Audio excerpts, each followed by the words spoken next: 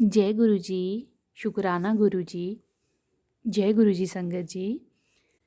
आज संगत जी बात करेंगे कि गुरु जी का जो ब्लेस्ड लोटा होता है वो कहाँ से और कैसे ब्लेस करवाना है।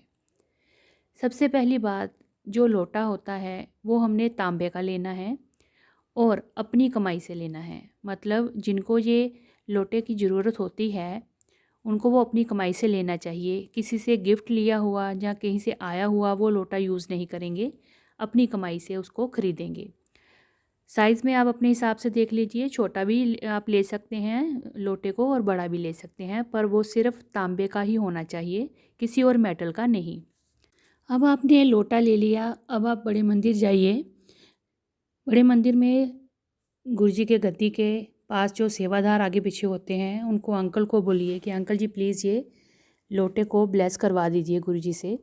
तो वो हेल्प कर देते हैं और गुरुजी से लोटा जो है वो ब्लेस करवा देते हैं। फिर उस लोटे को हम घर ले आएंगे और उसको अच्छे से साफ़ करके, जिनको भी इसकी ज़रूरत होती है, हेल्थ इशू जिनको हैं, उनको इस लोटे में जल भर के रख देना है और सुबह इस आधे जल को पी लेना है और आधे जल से उन्होंने नहा लेना है। अगर तो उनकी कंडीशन नहाने की है तो ठीक है, नहीं तो वो उससे हाथ मुंह भी धो सकते हैं, अपने ऊपर छिड़काव भी कर सकते हैं। अब जो संगत दिल्ली से बाहर रहती है वो तो कभी कभार ही दिल्ली पहुंच पाते हैं।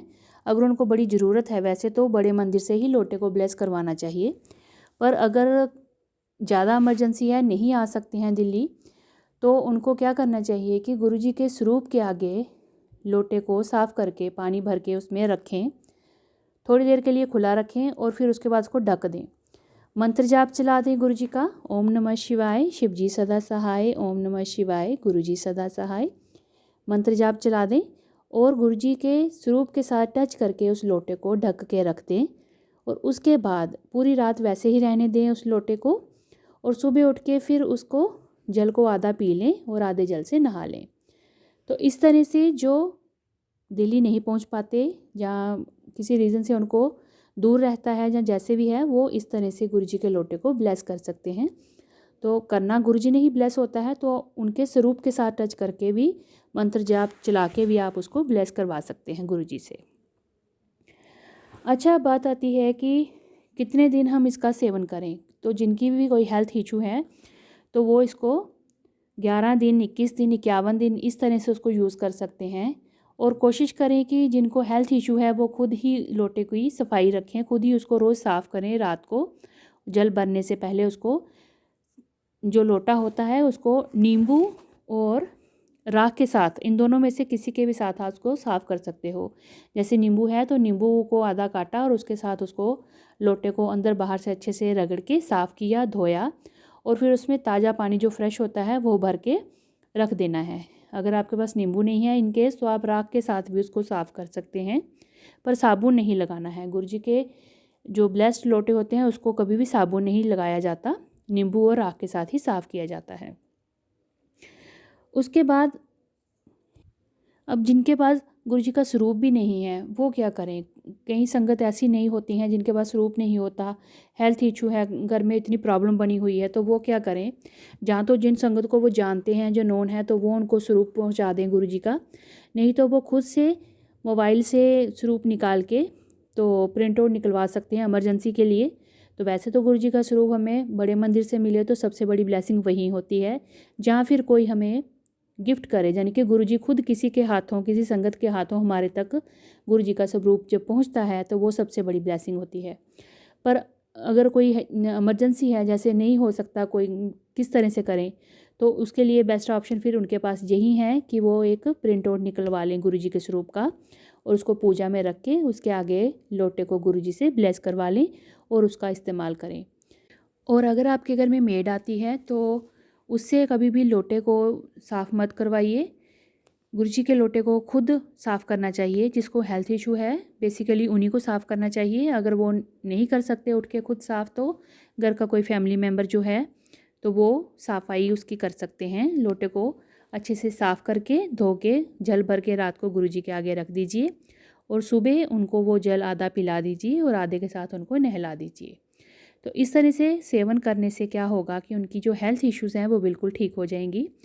बाकी है तो जल, पर जो पानी है उसमें असर गुरु जी का है। गुरु जी ने उसमें इतनी ब्लेसिंग डाल दी होती है, इतनी शक्ति डाल दी होती है कि वो दवाई से ज़्यादा काम कर जाती है। इस चीज़ को मैं बड़े पक्के तौर पे इसीलिए कह पा रही हूँ क्योंकि मेरे अंकल भी जब इतनी दवाइयाँ, इतने डॉक्टर सब फेल होने वाले थे, कोई दवाई काम नहीं कर रही थी, कितने डॉक्टरों को दिखा दिया, उसके बाद भी गुरु जी का जल प्रसाद काम कर गया क्योंकि उसमें इतनी ताकत थी, इतनी ब्लेसिंग थी। और आप यकीन मानिए कि हम भी दिल्ली नहीं गए थे, हम जम्मू से हैं तो हम भी दिल्ली नहीं गए थे।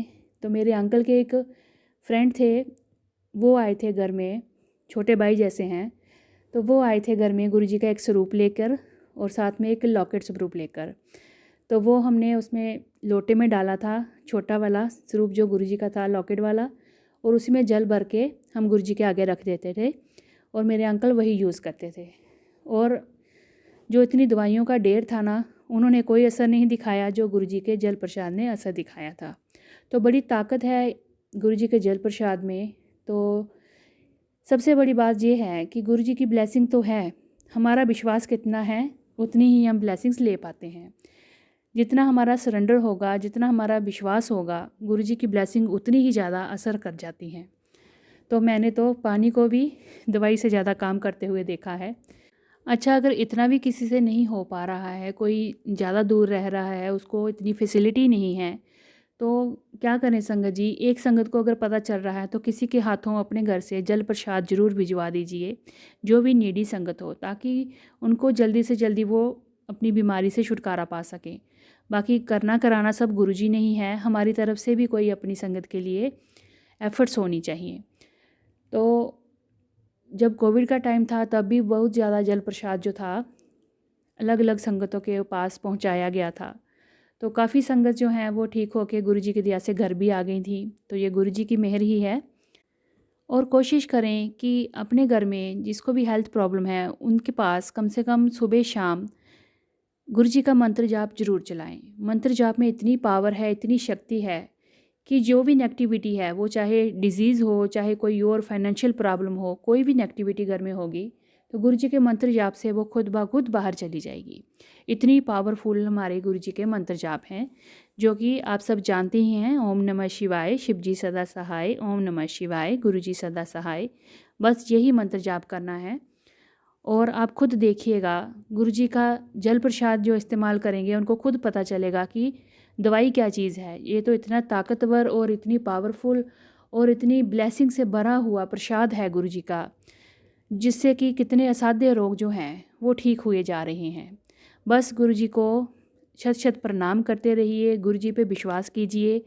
जितना ज़्यादा विश्वास करेंगे उतना ज़्यादा पा लेंगे आप। तो संगत जी, इसी तरह से आप गुरु जी के लोटा प्रसाद को ब्लेस करवा सकते हैं और घर में रख के गुरु जी का डिवाइन प्रसाद जो उसमें जल प्रसाद बनता है उससे आप किसी भी बीमारी से छुटकारा पा सकते हैं। बस आस्था बनाए रखिए, गुरु जी की ब्लेसिंग्स उनसे मांगते रहिए कि गुरु जी सिर्फ अपने चरणों में स्थान दीजिएगा। छत छत नमन हमारे प्यारे प्यारे गुरु जी महाराज जी को। जय गुरु जी, अनंतम अनंतम शुक्राना गुरु जी। जय गुरु जी संगत जी।